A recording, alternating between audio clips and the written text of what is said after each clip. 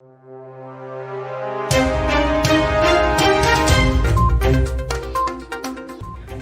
to VAR India News Hour. Private cryptocurrencies pose immediate risks, reports RBI. The Indian government is in the process of framing a national law to regulate the cryptocurrency market. In a fresh statement, the Reserve Bank of India said the use of private cryptocurrencies pose immediate risks to customer protection and anti-money laundering and combating the financing of terrorism, the Reserve Bank of India and Financial Stability Report noted. They are also prone to frauds and to extreme price volatility given their highly speculative nature. Longer-term concerns relate to capital flow management, financial and macroeconomic stability, monetary policy transmission and currency substitution, the report said. According to the Financial Action Task Force, the virtual asset ecosystem has seen the rise of anonymity-enhanced cryptocurrencies, mixers and tumblers, decentralized platforms and exchanges, privacy wallets and other types of products and services that enable or allow for reduced transparency and increased obfuscation of financial flows.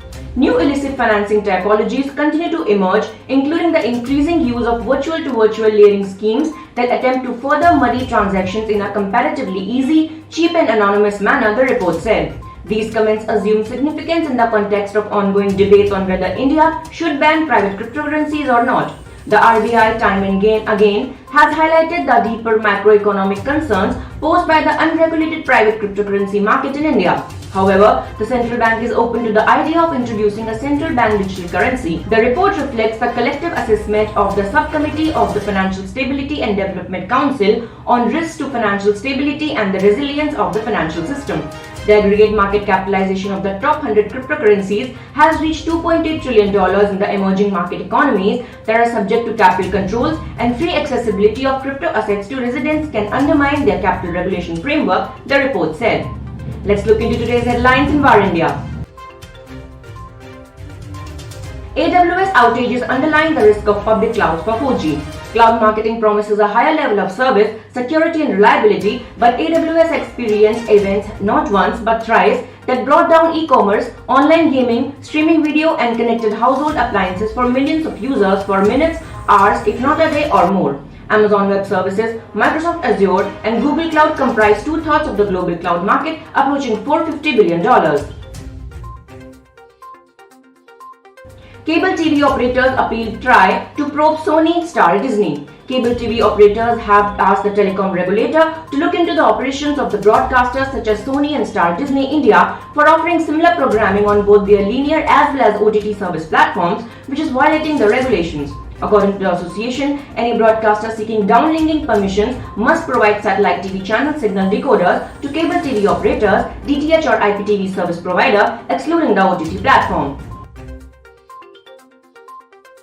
SenseTime co-founders' wealth rise to $4 billion.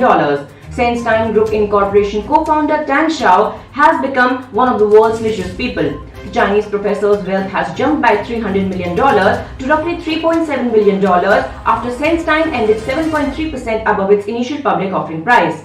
SenseTime's astonishing debut broke all expectations, particularly after a US ban on American investors forced the AI company to first delay its IPO, then price its shares at a very bottom of a previously indicated range.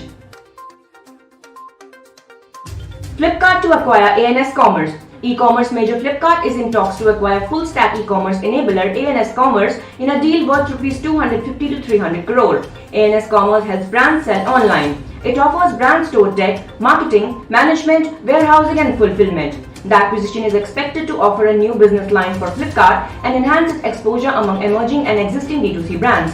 The deal is likely to be closed in the few next weeks. Santander accidentally sends €130 million to 75,000 accounts in UK.